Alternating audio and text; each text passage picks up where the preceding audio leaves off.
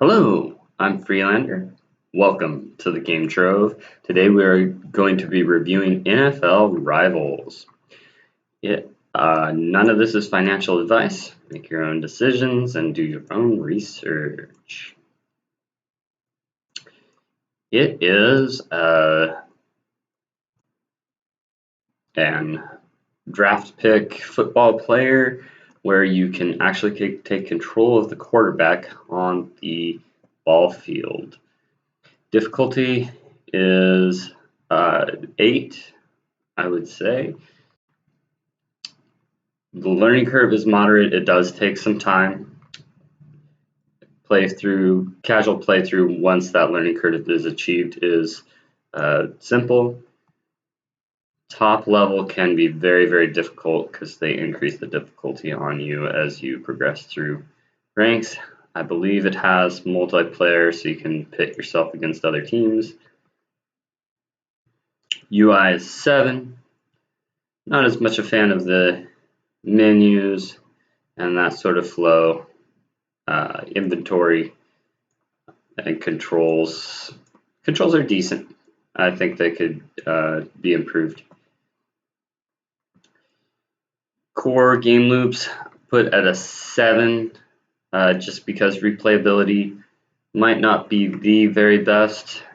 I'm not a particular sports guy though. Like, sports guys might be able to play this all day. It is a very unique concept. I put uniqueness as a 10. In-game economy is an 8. You can you win the in-game currency for each match. You can use it to unlock card packs. It's very seamless, very smooth. An initial fun 9. I'm not a sports guy. I had a ton of fun playing this and getting the ball up the field. The defense is algorithmic, so you get the ball down the field, and then the other team shows you basically how far they were managed to drive it, or if they got a touchdown or a field goal or punted or anything like that.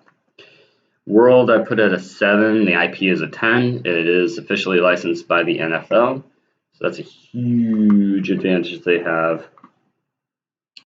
Genre, again, 10 because of the IP. People like these sorts of games. Characters, I assume they have good players from the NFL in here, so that's high. Customization, you can customize your teams based on what players you unlock or buy off the NFT marketplace. So that's really good. The story is, football. So it's really good for what it is. Graphics, I put it at a 7. Not the best, not the worst.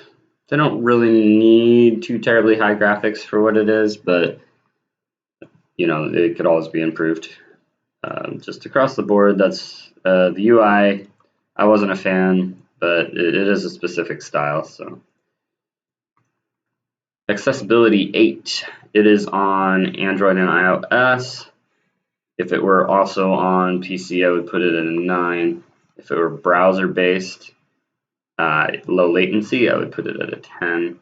But it's just on the phone, so I put it in an 8, which is really good because most people have phones that are capable of playing these. So really nice to see.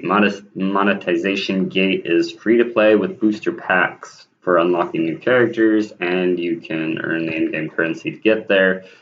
So basically, no monetization gate to speak of, except for it is a bit pay to win because you can pay for NFT that really impact how good your team is.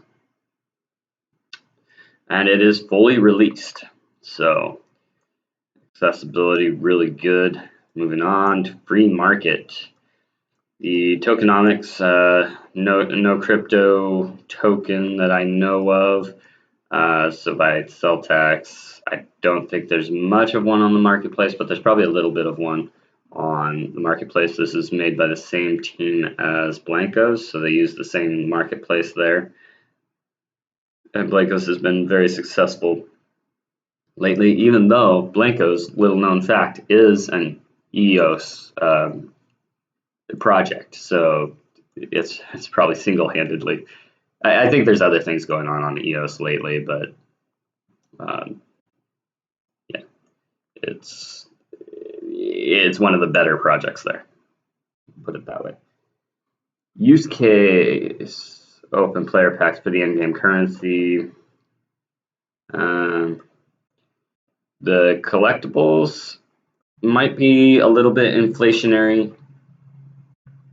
Type of NFT is the players themselves, team power, that adds to your team power, and maybe how fast they go on the field as you're trying to throw to them, or that sort of thing, or as they're blocking.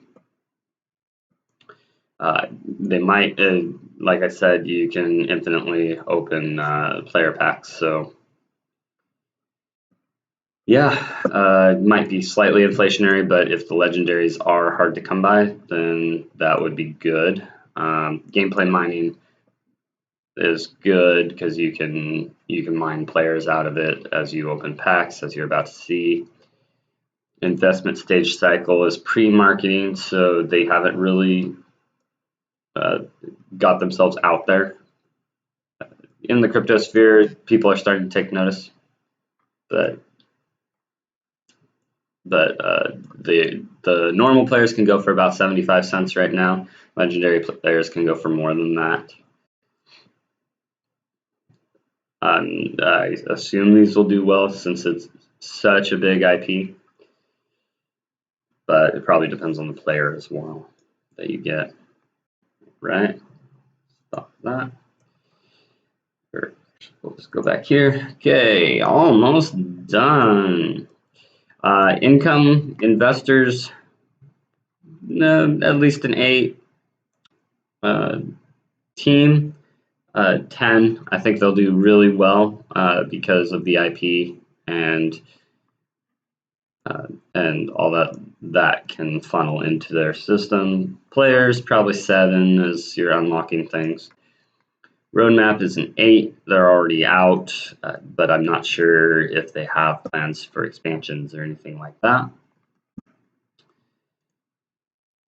Market saturation is really, really good because it's hard to compete with the NFL. And it's a very unique game. Longevity, moderately high because these games can last a generation. So really good. The only thing is I hope they keep coming out with expansions and new players as seasons go on. You're not just farming the same players over and over again. That would kill it. Game quality 8. So market viability I put at a 10. It's really cool to see more complex games, more unique games come out that hit a wider range of interested players. So thank you for watching.